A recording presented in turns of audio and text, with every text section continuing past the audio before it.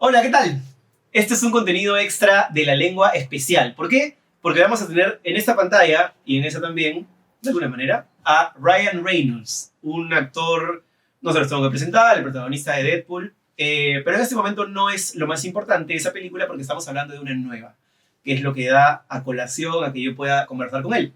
La película se llama El Proyecto va a ser lanzada por Netflix muy pronto y yo la vi ayer, me encantó, ya tengo mis preguntas anotadas y estoy en un salón de Zoom esperando que me den el go o que entre él para poder conversar con él. Así que si es que los tengo que interrumpir en un momento, ya saben por qué es. Les voy contando cómo ha sido todo esto. Primero me escribió Netflix y me dijeron si es que quería entrevistarlo para la lengua. Le dije que sí, obviamente. Me mandaron un link. Llegó el día de la entrevista, que es hoy. He entrado a un link y hay un salón como un hospitality donde están prensa de todos los lugares. ¿Qué pasa? ¿Qué pasa? Todavía. Donde está prensa de todos los lugares. Hay gente de Colombia, de Nueva York, de Estados Unidos, de Asia, en fin. Muy chévere. Y me pasaron a un salón Zoom privado con una host, una chica, que me dijo de probar mi micro, lo probó, todo ok, Jesús, me dio las indicaciones, te voy a decir el tiempo por el chat, y todo bien. Y ahorita estoy en un salón de Zoom esperando que entre Ryan Reynolds para hablar con él sobre su película. Tengo anotadas mis preguntas, la entrevista va a ser en inglés, así que estoy un poco emocionado, un poco nervioso, pero creo que va a salir bien. Voy a tratar de hacerle preguntas sobre la paternidad, y el bullying, que es algo que se explora en la película, a pesar de que es una película futurista. Así que ya está entrando, amigos, lo dejo. Chao. Por esa lengua te la voy a jalar, escúpelo ya.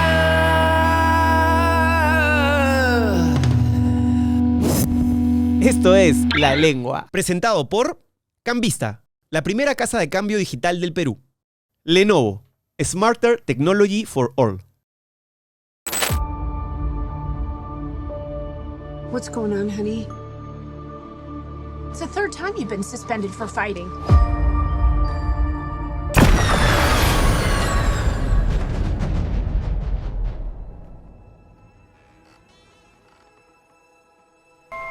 Whoa. Take it easy. Or, fall down and scream. We have the same scar. Right here. And you're wearing my dad's watch. This watch. You're me. Holy That's classified, but yes.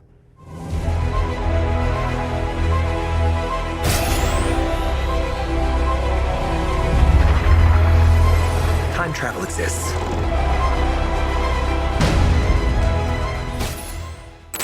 Hi, Ryan. Nice to meet you. Nice to meet you, Jesus. How are you? Fine, thank you. I saw the movie yesterday. It was very nice. Congratulations for that. I know you are only not the actor only, sino the producer too. And the first question I want to ask you is, at the beginning of the movie, there's a little reference, a little wink to Back to the Future. And in my mind, I didn't want to think about it so I could concentrate on the movie. But finally, when Adam Kidd made that joke about beef, I was able to relax. Was that a way to tell the audience, I know you two are thinking about it, but this is different?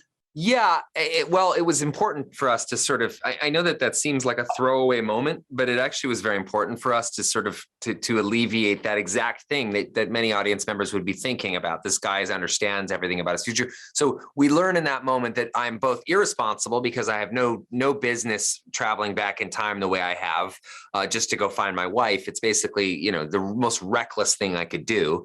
But we also see that I have some code about this, like that I have some responsibility to bear here, and that I'm not just going to tell this kid, what to invest in or where to go with this. I'm not going to personally enrich myself, which I think is important. You want to see that this guy is morally flexible, but that he definitely has a boundary. So, perfect, nice. I know you're a parent, and I am too. How do you handle the idea of dying? That become a more relevant topic after having a children? Yeah, I mean, yes, it is more relevant. And it is something that I don't think a day goes by where it doesn't at least cross my mind. Explaining it to my kids, I find be challenging. Kids also get obsessed with it. There was a while where my daughter would only ask, when I'd watch a television show or a movie, she would ask, is that guy dead? Is that guy alive? Is this guy, is this woman here still? So, it's a huge, heady discussion for kids to try to wrap their minds around, and a normal thing too. So, as much as we can, we normalize it. We talked about, I lost my father back in 2015. My child was too young to kind of understand any of that stuff because she was only, barely one at that point. But they've lost their grandfather, in the last couple of years. And so, it's like we have pretty honest and open discussions about it. So it definitely comes up. But the best thing is just to be honest about it, Yeah, yeah. Especially when the first death comes to the family, that's the first is like shocking. In Peru today is the first day that kids went back to school since the pandemic started 2 years ago. It's really difficult. What would you tell a kid that suffers of bullying, or it's like a lot of fear for going to the school? Yeah, I don't know. I look, that's something I dealt with as a kid. I was, bullied by different kids, and that happens at times. And I think it's, as best I can with my own kids, we talk about everything as much as we can. We just and there's nothing is off topic. You can ask me anything. I will talk about anything.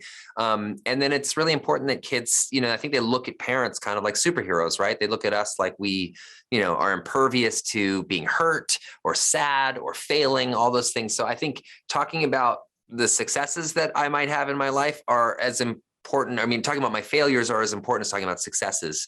So they understand that life isn't just this one steady thing, that there are difficulties that are going to emerge and that you're going to have to face them, sometimes with my help and sometimes alone, and eventually just alone. And that is the sort of trajectory things are going. But bullying is that's a serious thing. And, we talk about that with our kids all the time. And making sure that, we talk about in the movie too, every bully has a bully, so that was another thing that was, I wrote that scene into the movie just because it's a topic that comes up for my kids all the time. When they talk about bullies at school, I often let them know that bully probably has their own bully, and that's why they're doing that. And it offers them a bit of compassion, I think, in the moment too. You also produced the movie. How do you feel about being an actor, being a writer for sometimes, and being a producer? Oh, I love that creative process. And look, this movie was written by 3 different writers at different times, not the least of which Jonathan Tropper, who did such an amazing job on the draft. But I've always written as well. It just kind of helps me understand the work as well in a different context. And there's a little bit more pressure with the movie. I've only produced 4 movies: Deadpool 1, 2, Free Guy, and Adam Project. And, it's all encompassing, it swallows my life for the whole year that we're working on. We only just finished the Adam Project 4 weeks ago. Sean and I were still sound mixing it and color timing the movie 4 weeks ago. So, what a labor of love. And God, do I love working and collaborating with Sean Levy. I think he's a genius and makes me better at my job. He really does. And I hope we get to make 10, 15 more movies together. Thank you very much. I really appreciate it. Thank you for the interview. Thank you very much. Es la primera vez que hago esto. Ha sido una experiencia chévere. Un poco confusa, pero me ha gustado mucho. No todos los días puedes entrevistar a Ryan Reynolds, un protagonista de muchísimas películas, de cine, un productor. Más allá de lo hipermundialmente famoso que es, lo chévere de esto es que estás haciendo algo que empezaste con una idea, como la lengua, una idea en tu cabeza, y de pronto hay como una suerte de validación cuando a Netflix le parece buena idea que tú lo entrevistes. Mi inglés no ha estado tan bueno. Normalmente soy mejor, pero creo que me he puesto un poco nervioso por la situación. Pero creo que está comunicado. Fue buena onda, lo grabamos bien. Creo que mis preguntas le parecieron más o menos interesantes. Traté de no ir por el lado de la comedia o la broma, sino preguntarle por el lado de la paternidad, que es algo que se explora en esta película, sobre el bullying. Y nada, creo que al final me quedó una. Es muy jodido llevar el tiempo porque me decía rap, el chat, no sé qué significa rap, pero creo algo así como apúrate. Pero bueno, creo que al final el resultado ha sido chévere. So, nos van a dar un video y ustedes van a estar viendo el video que nos van a dar y este borro que estoy haciendo en este momento para que puedan tener pues un poco la experiencia de cómo es entrevistar a una superestrella. Créanme, yo soy uno de ustedes y nunca pensé que esto me iba a pasar, pero aquí estábamos tratando de dar la lucha, así que espero les haya gustado. este contenido extra y espero vengan más cosas digitales, aprovechando que ahora los medios tienen esta facilidad que antes probablemente hubiera sido imposible. Así que, nada, gracias por estar ahí, dejen sus comentarios, no me maleteen mucho y espero que les haya gustado. ¡Ah, qué buena! Por esa lengua te la voy a jalar. Escúpelo ya.